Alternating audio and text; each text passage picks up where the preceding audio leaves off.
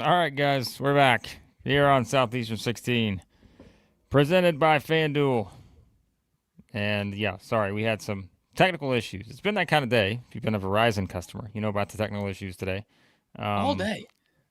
All day, man. I think my phone just came back after like 8 or 9 hours. So we're back. But yeah, some technical issues. But maybe it was just this absolutely absurd slate of games in the SEC to start tonight. It's interesting because like I texted Max. I said, "What an absurd slate of games," and that Absurd. was right before Yeah. Moreno hits the game winner at LSU. I texted him before that happened. Yep. So absolutely ridiculous. Kentucky wins at the buzzer at LSU. Missouri holds off Auburn 84-74 in Columbia to win the Battle of the Tigers.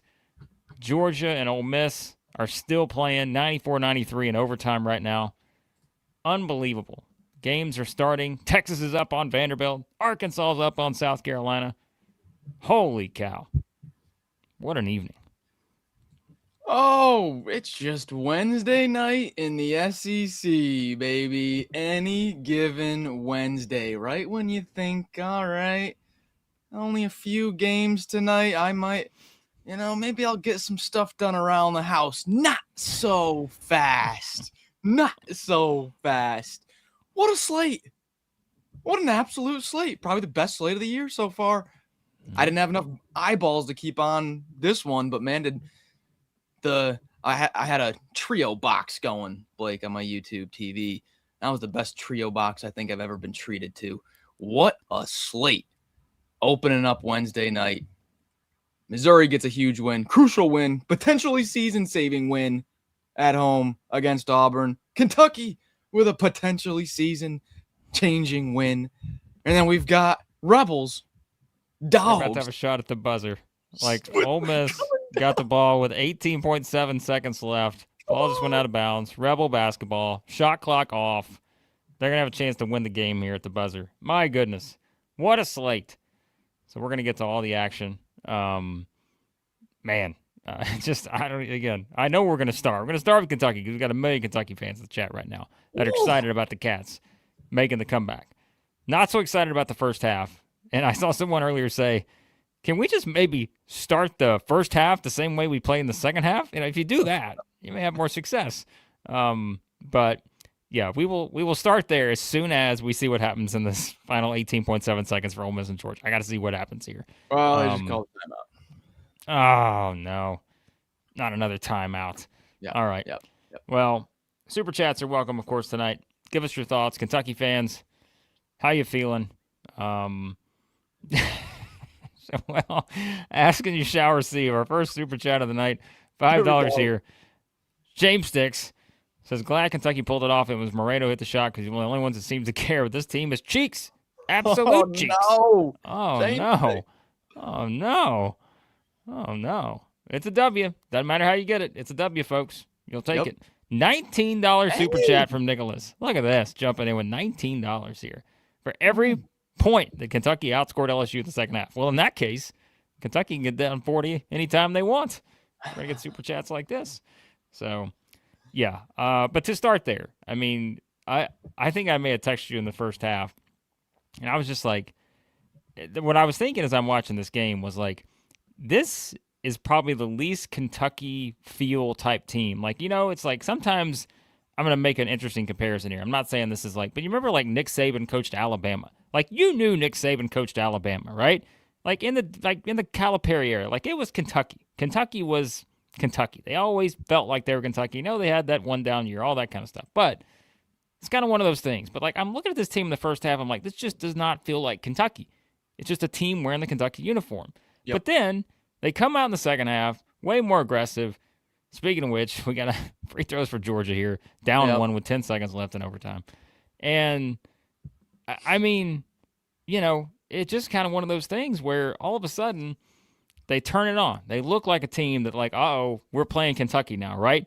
It's not like, hey, we're playing Kentucky. And when they start rolling, they get the momentum going, okay, it's still Kentucky. So credit to the Cats. I mean, again, that was a game where basically – I mean, it's the best way to put it. Captain Crash here. You're a half away from giving up on the team in the season, and they pull you right back in. Yep. And I feel like I told you, like, it's one of those where I wrote about that in the Basket and Review column this week. I said the honest truth about Kentucky is that it's going to be this way the rest of the year. Like, I would be surprised if all of a sudden we're just looking at a surefire 5 seed or something, right? Like, you're going to have your ups, you're going to have your downs, and I mean, to get beat on that play, if you're LSU, oh man, brutal. That was a season saver right there. Let's make no mistake about it. That was a season saver right there, and potentially the opposite for LSU and Matt McMahon, who have been just on a nosedive since Dean Thomas and Jalen Reed went down. You got to feel for them as well. They, shorthanded. You got an outstanding effort from everybody. You get a 2-for-2 night from 3 from Pablo Tamba. That's one of my bully ball guys. He doesn't shoot. You get 2-for-2 from him. You get 3 of 4 from Merkel. Oh my goodness. Hold on a second. Did we just get a second buzzer beater of the night? Oh my God.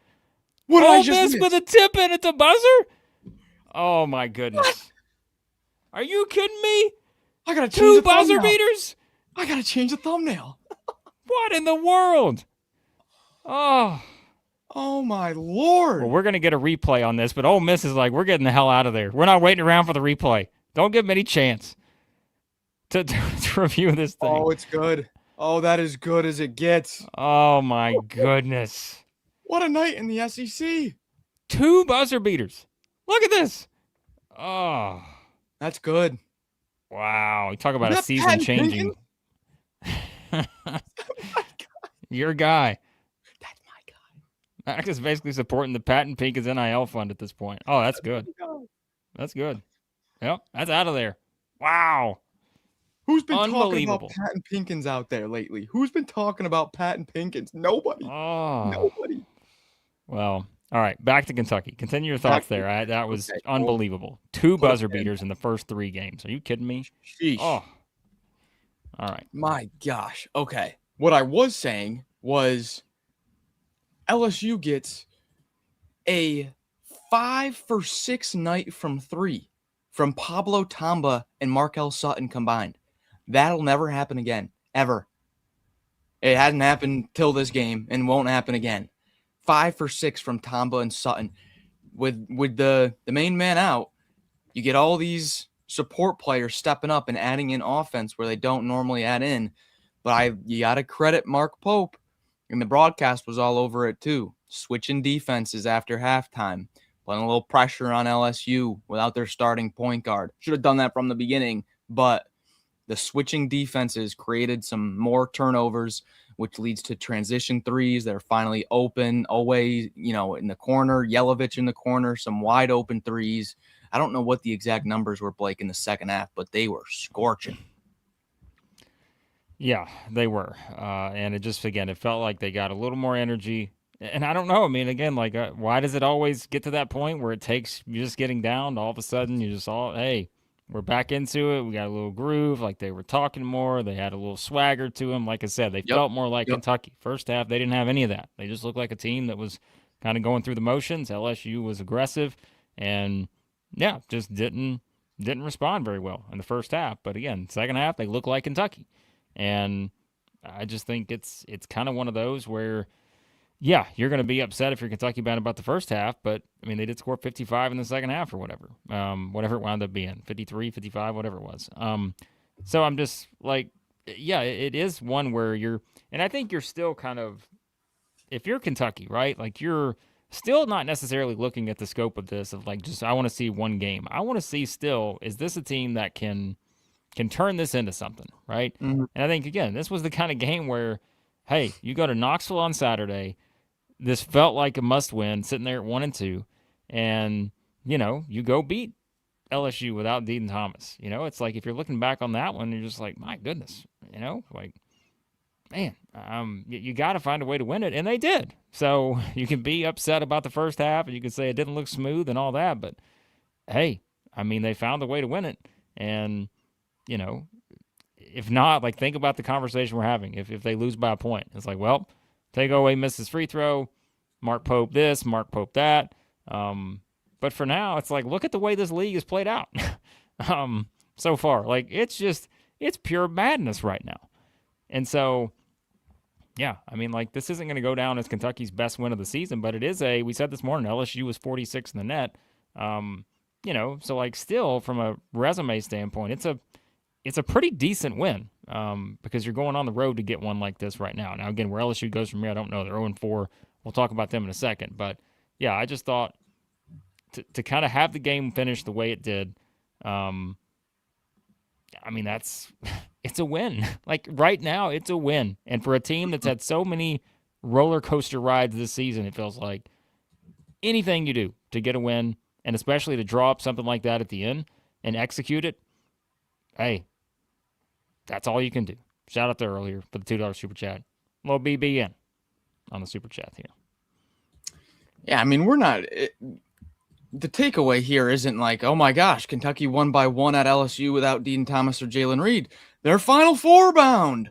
Like, we're not sitting up here saying that. It's just, given the situation, being down that much at halftime, given their tournament profile to this point, and what a loss here would do, just to move them back. I mean, it wouldn't crush them, but it would move them back a little bit more. I mean, crucial. You can't emphasize it enough. I'm not going to lie to you here, KJ4P. Like, I texted Max in the first half. I said, I don't think Kentucky's a tournament team. Because, like, you're seeing the way this game's playing out, and you're like, if they go ahead and get beat by double digits or something at LSU, I mean, you're looking at a team that's probably, like, last 4 in at best. Outside looking in. I think outside looking in at that point. Yeah, I mean, it may be somewhere in there, right? So, like, that's why, again, I'm not saying we're not talking about Kentucky coming out of this game as in the scope of they're about to go win the SEC. No. We're talking about a team that had to have this game if you're looking at it from a tournament profile perspective. Yes. So, yeah, I think that's why, hey, if it sounds like, you're a little bit more enthusiastic about it, yeah, because it was an important game. Let's not sugarcoat it here. Like, they had to win the game. Because you kind of, and now, again, you look at kind of their upcoming schedule. They're Tennessee on Saturday, 2 home games next week against Texas and Ole Miss, which Ole Miss got some little mojo now. Texas could if they beat Vanderbilt tonight.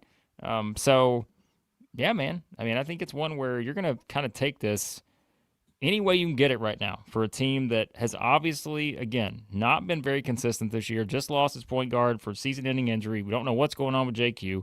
Like, all of these questions that you still have. Yeah.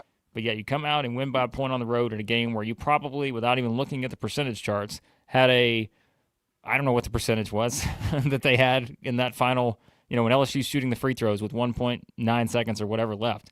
I'm guessing the chart had Kentucky probably at a pretty low percentage to win the game. So I'm trying to look at KenPom here.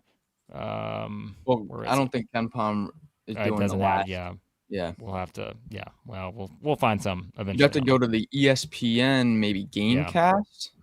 Maybe. But which again has. Holy smokes! It's like a spike. Can't even get to it. It's such a sharp spike. I can't even get to it. Yeah. It's like 90-something%. I mean, it had to be 90-something%. So, yeah. I don't know. Yeah. Crazy. All right. A couple more super chats here from Hank. $5 super chat. At this point, I'll be more nervous if our Cats ever have the lead at halftime. It's one way to look at it. Glass half full. Yeah. I appreciate the super chat there, Hank. Brock's here. He's back. $10 super chat. Go Cats. Hopefully this will be the start of something. We literally just need decent first halves, and we should be okay. Yeah. It's not too much to ask, right? Entering this game, Blake, the game. It hasn't updated, and it probably won't update all night. But entering this game, Torvik had Kentucky as a flat percentage, 50% to get into the tournament. As coin flip as it possibly gets. That's where the enthusiasm, the excitement is coming from. Is not because, I'm not sure how many Cats fans have been tuning in this year with how it's been going. We've been pretty dang hard on this team lately. And for them to be what was the spread? 3.5? Did it close? 3.5? 4.5. 4.5 or 3.5, something like that. I mean, to go in there and quite literally keep your tournament hopes on the right side of 50% there. This is massive. Massive.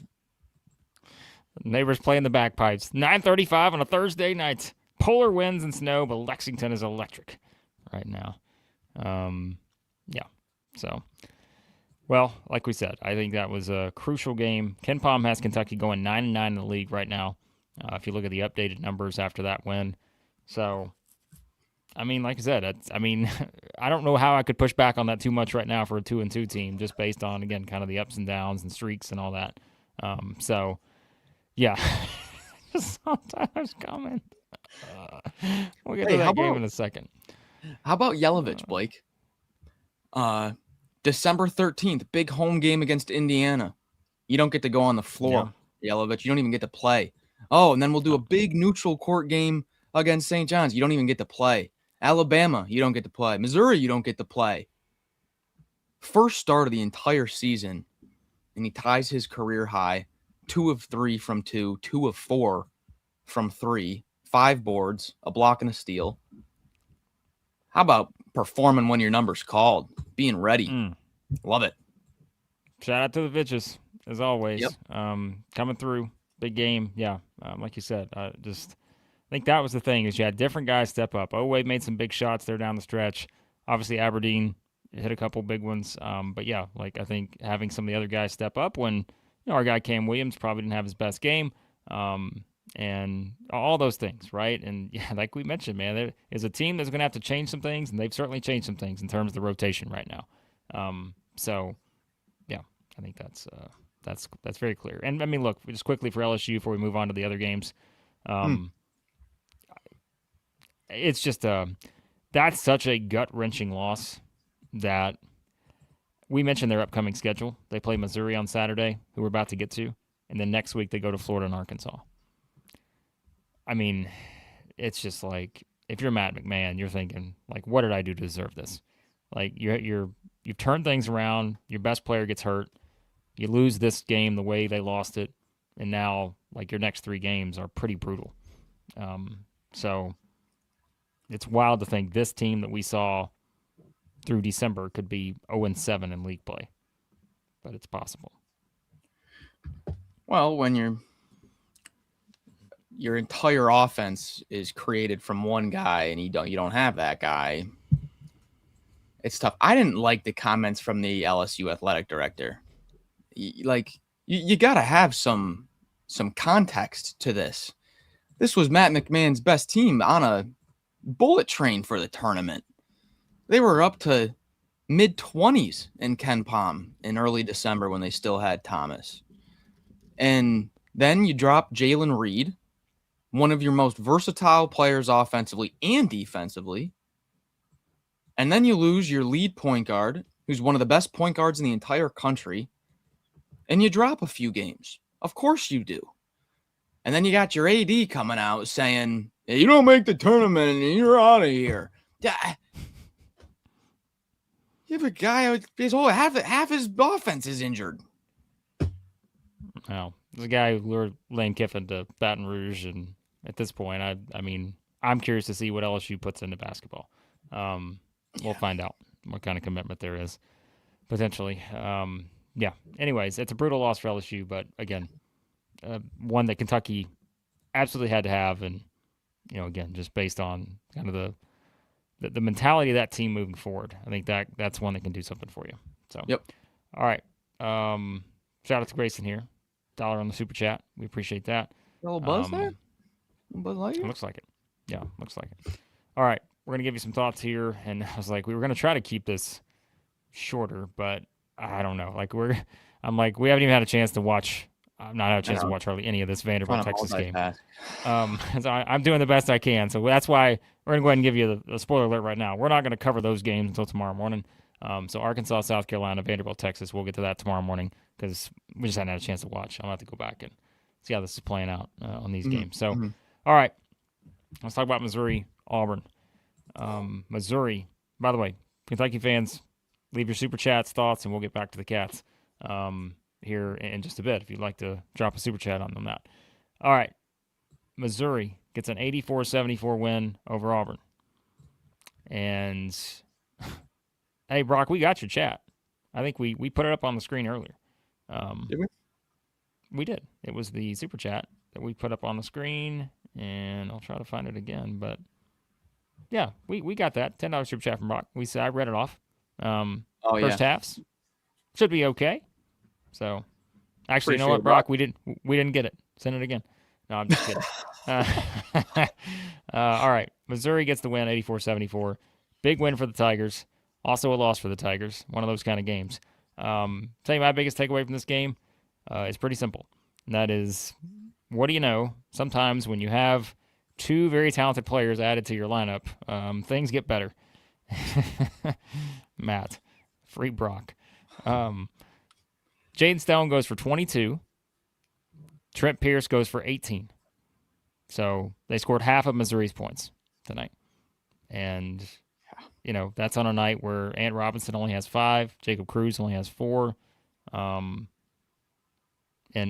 they win by 10. So, I just think that's, it was disappointing to see them lose at Ole Miss, but of course that looks better now after Ole Miss goes and wins at Georgia. And so Missouri's sitting here like, hey, we feel okay. We're 3-1 now after that big win. And then they go, like I said, they go to LSU on Saturday. That who knows what that does to LSU. So big win for Dennis Gates' squad here. How about Trent Pierce? What a dog. This guy's a beast this year. This was not Trent Pierce from the past 2 years. 5 of 7 from 3. And I don't know if any of them touched the rim, Blake. He was ripping nets. Yeah. 18 points. Huge threes. Every one of them came at a crucial time when I felt like every answer Missouri had, it was either a Trent Pierce 3, it was a Mark Mitchell foul. You didn't capitalize on him. He went 6 of 14 from the free throw line. That's got to be better, Mark. But it was either a Trent Pierce 3, Mark Mitchell getting fouled, or Jaden Stone getting to the 10. That it was like every time Auburn was coming back, there's an answer from one of those 3 offensively for Missouri. And I hope that the committee gives a little bit of a pass for the games without Trent Pierce and Jaden Stone, because their impact cannot be overstated on this team, especially offensively. Defensively, I think they can get by. It definitely helps having another big body in Trent Pierce. But offensively, just a completely different team, Blake. No, they are. Like they're just a different team, like you said. And I think that's about as obvious as it gets. And, like we said, I know that Ole Miss one's going to kind of stick out a little bit after winning the 2 games against Florida and Kentucky. But, we mentioned that was a spot game. And the spot games, the teams have been pretty much undefeated, I feel like, in spot games this year. And right now, Texas is like, we'll take one too, because they're up 8 on Vandy with about 2 minutes to go in the first half. Long way to go in that one. But still, we said it. Like, these are just the kind of games that we've seen SEC teams step up and find ways to win. And I think that, like you said, for Missouri, it's just a very clearly different offensive team when you add a few guys like this to the mix. And, Trent Pierce is such a fascinating story, right? Because go back to last year. He's playing a role, but there were some ups and downs. Like, it was like, okay, what do we think this guy's going to be now in the follow-up year? Well, he doesn't play, until the last 4 games. But it's very clear. Like, he is just someone that even not getting a chance to play until, again, basically the start of the year, the new year, he has developed his game. Like, he has improved in certain areas to where, again, that development process is clear.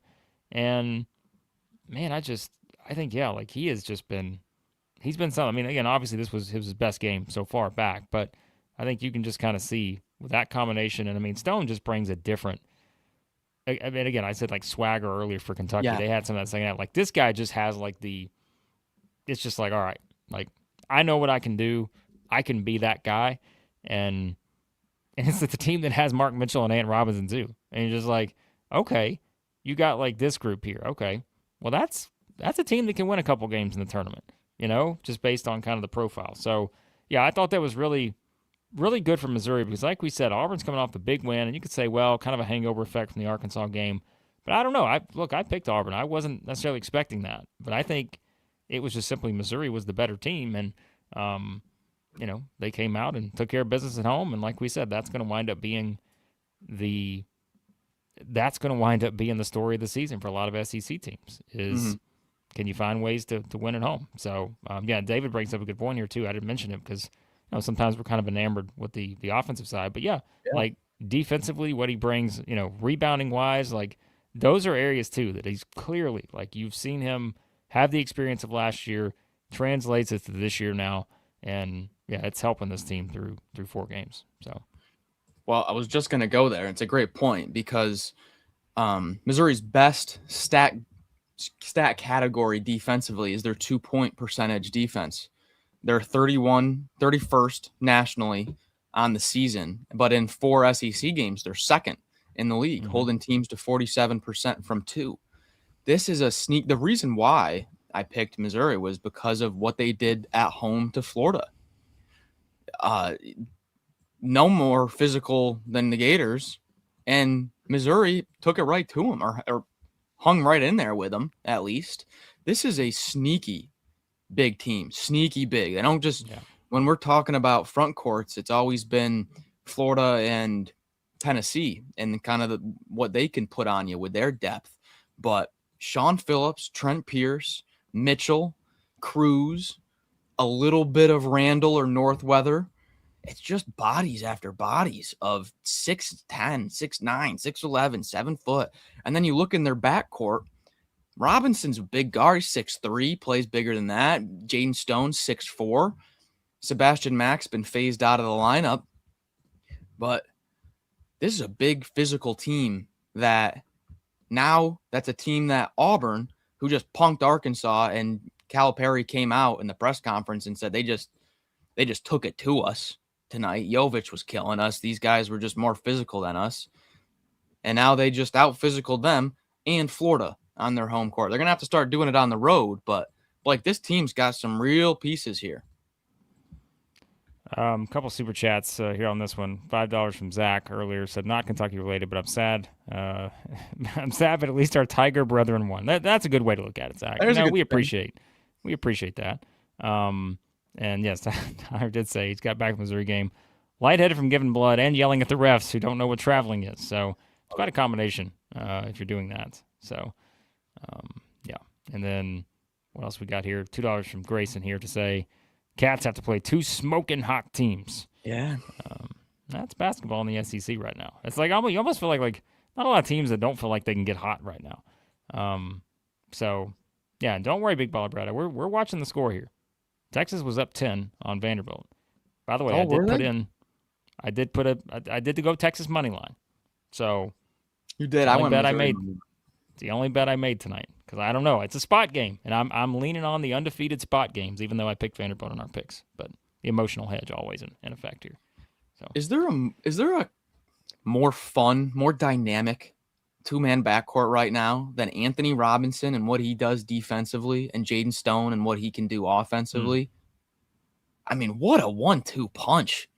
That can bring something that almost no one else in the SEC. Maybe a little bit of the Florida dynamic with Xavier Lee offensively and Boogie defensively, maybe a little bit, but like when you talk Ant Robinson, Blake, and we always talk about his analytics, he was always up there the past few years defensively as one of the best defensive guards in college basketball.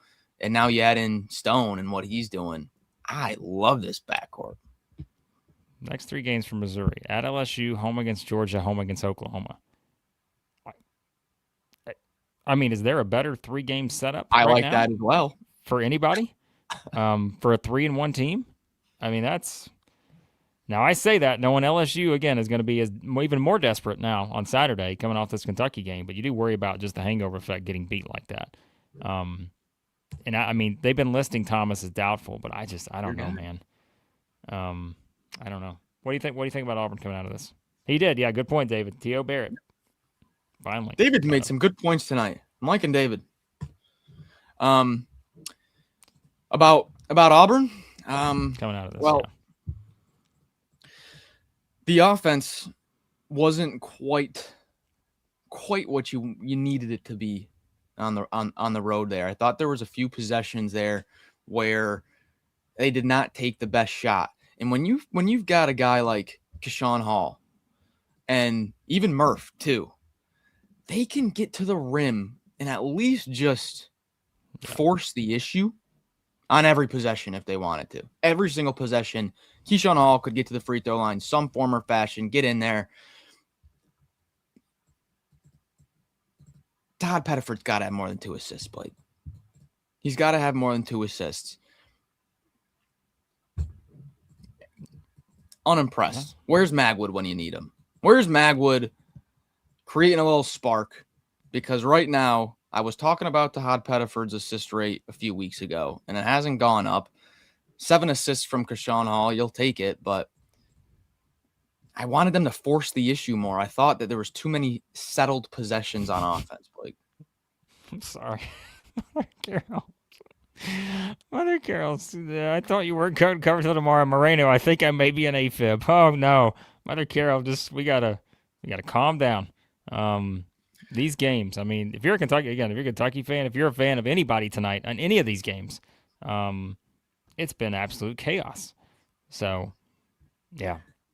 Mizzou Mafia, I'm not taking anything away from the Missouri defense. That was a fantastic. I just talked about their length for 5 minutes.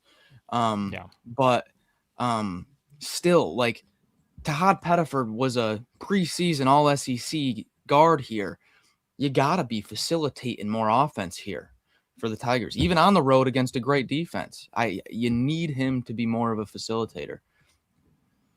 Yeah. Noted here by Fox. I says he quit smoking 14 days ago. If we're going to continue this, I need to stop watching Auburn basketball. Auburn has played some pretty dramatic games. Yeah, I think that's pretty clear. So, shout out to David, $5 super chat here. It's great work, guys. Enjoy listening every day. We appreciate you, David. We need to get David a microphone. Let's get David on here. Well, David can get on here if he becomes an MVP or a legend here at Southeastern 16. If you become a legend, you get your own show with us. I mean, what more could you ask for? My goodness, we got legend shows. Mother Carol's had hers. Absolutely legendary debut. Big Gator EJ, an incredible debut. And remember, guys, if you want our bonus content, tomorrow we will be doing our SEC Saturday predictions live for our MVPs and legends. If you want to sign up, you can become a member. I'll drop the link in the chat. You get to join in on our live predictions for our members. Drop your scores in. Engage with us as we're making our picks. Heckle us, whatever you want to do. Well, not whatever. I mean, there's some things you just cannot do, but you get the point here. Join in, bonus content. Max and I will be back probably this week sometime with Blake Barr, episode number 3, which is us coaching the Kentucky Wildcats in College Hoops 2K8. All kinds of stuff. So, anyways, what else we Blake, got? what do you think about Floppy Toppy's comment here? One of our members. He's not a point guard, though. We're playing him at the wrong position. Do you think there's a fix here, or do they just gotta find a way to make this work when they run into a tough defense? I mean, we said going into the year, like one of the questions I was most fascinated by with Auburn was just it was going to be different for him, so different because the pieces around him were different. And that's not just saying like, okay, obviously you don't have the team yet last year, but I think it's one where you just felt like it was going to be somewhat of an adjustment, and it was early on, right? Like, I mean, early on, you got to tell. Like, we're thinking, okay, well, this guy's not doing this, you're not doing that. But I think, I think we kind of had this in the summer, though. It's like you couldn't look at this roster and not think that this guy's going to be the person with the ball in his hands however many percent of the time, because you're looking around saying, well, who else is it going to be? And, like, I mean, and look, at Magwood, like I said, maybe that's how you fix it. But I think if we were looking back, like we probably were having more questions. Like, who was it going to be specifically? And I don't know. Maybe that's something they look at and, kind of make adjustments from there. So, but yeah, I mean, it's tough, right? Because you're now 1-3 in the SEC if you're Auburn. You get a home game against South Carolina on Saturday, which probably won't be easy. Then you go 2 road games next week against what now is 2 of the hottest teams in the SEC, and Ole Miss and Florida. So, yeah. I think what we're starting to see, guys, and we're not that deep into the conference season yet, but I'm gonna have to go back and crunch some numbers from last year's home and away splits. but just given the holes in every team, there's not one team out there right now, maybe in the country. That's maybe too far. Arizona's looked pretty dang good everywhere so far, but still in the SEC, every team has at least got one glaring thing where you can point at and be like, that's going to come back to bite them. Every team does. Even Vanderbilt, who right now is having that one weakness, kind of get attacked a bit here on the road. Yeah. So it's going to be, I think I'm going to have to do a better job also, kind of in a reactionary basis of a team playing on the road. It's just going to be dang tough this year because it's so scrunched. I mean, hey, Garth put out the tweet today, Blake. The entire league is top 80. But we don't have texted me.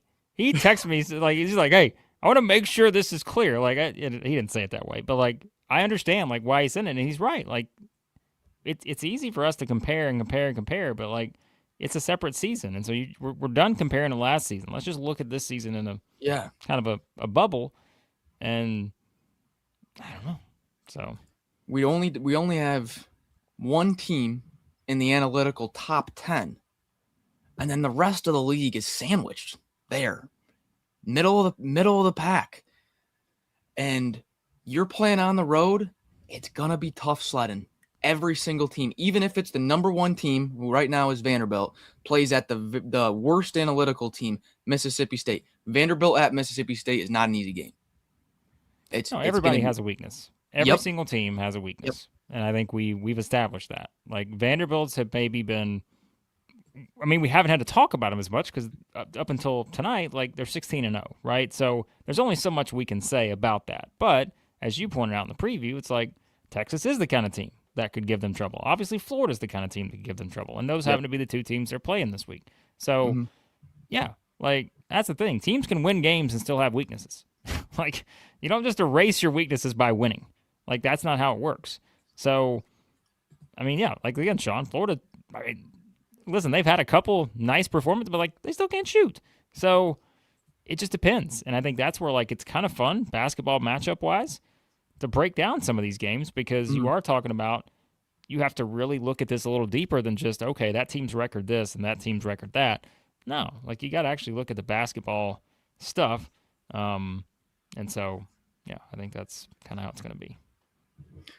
No, Mother Carolina game's still going on, but it was just more to emphasize the point of like Vanderbilt's size has been is a bit of a weakness against elite, rim pressure teams. And then for like a team like Florida, they're pretty much amazing everywhere except for the 3-point shooting. It's just like every team has a flaw you can point out. Yep. That is it. So I know Matt's asking who's the best shooting team in the SEC. Surprisingly enough, through conference play, if you just count the conference games, it's Ole Miss. Interesting. 38.8% from three in conference play so far, which I don't know if anybody would have guessed that in their top 10, but it is. So, do we know who the best shooting team on the season is in the league? Season numbers? I can try to find like at one point it was Arkansas, right?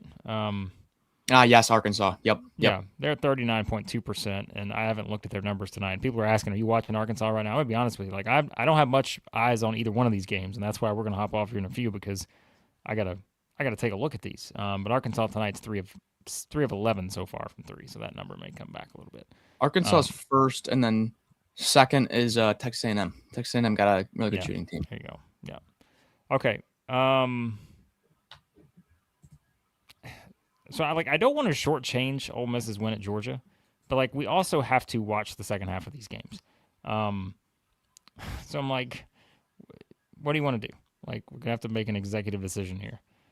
Oh my gosh, I could spend 20 minutes on that game. I know. So I'm like, should we just hold it where we have more time in the morning? Because that was the one that went to overtime, and I just like, I'll be honest, like I didn't even really get to watch much of the final 3 minutes of overtime because we were doing the show. So we can start with that one tomorrow morning if you want to kick it off with a nice OT thriller. Yeah, because otherwise we're gonna miss the start of the second half of these other two games. Because again, we don't want to shortchange Ole Miss. It's a very important win. So I think that's what I got to change the thumbnail anyway. That's how you know something crazy happened late. I know. It's like there's only so much we can do on this. So, all right, that's our plan. So we'll talk on Ole Miss's overtime win at Georgia, since that one was still going on and really Okay. had just started overtime whenever we had started the I know. show. I didn't see overtime. I only saw, again, the final 2 possessions. That's all I got to see. So we'll go back, rewatch the end of that one, and get your thoughts on that one tomorrow morning. Plus Texas, Vanderbilt, Arkansas, South Carolina. So, because otherwise, again, if we do another 15 minutes, we're going to miss the first probably 5 minutes or so of each of these second halves. So, And that'll put us we in the have foot members behind. only Saturday predictions tomorrow as well. Live. Yes. You want to jump in So those live? We may start a little early tomorrow. We may do like maybe a little 8:30 Central start tomorrow. That way we get thoughts on these 3 games, and then we'll go straight into our members' predictions, which could be a little lengthy because we've got some big games this weekend coming up. So remember, hit that join button. I dropped the membership link in there. You have to be an MVP or legend. That is the deal. You have to upgrade to the MVP or Legends tier, and there you go. That gets you in on the bonus content. Quickly, though, and Collar, A&D, collar.com. Don't forget you can save over there. SEC16 for 16% off. Great menswear. They've got the quarter zips, the pants, the suits, the polos, the button-ups. They got it all. Affordable, stretchy, and makes you look good. So what more could you want here? Check it out. Over there, SEC16, 16% off. And our friends at the Yearly Company, SE16 Kit, 100% off the sizing kit over there. And then ROKFORM, 25% off, SEC25 at ROKFORM. A lot of codes. Write that down. Write down all those codes. Write that down. Write it down. The world's strongest magnetic phone case, stream protection, super strong magnets, rock lock, secure mounting. Check it all out there. There you have it. All right, that's what we're going to do. We're going to hop off, watch the second half of these games. We'll talk about Ole Miss's thrilling buzzer beater win at Georgia tomorrow morning as well. Yes. And that way we can give you more extended thoughts on that game, since we both have to go back and watch overtime. So there you have it. Thanks for joining, guys. Thanks for joining. Leave your thoughts in the comments, any additional thoughts you have on the games tonight, and enjoy the rest of the matchups here. We could have 2 interesting second halves in these 2. And we'll talk to you tomorrow morning here at Southeastern 16, presented by FanDuel.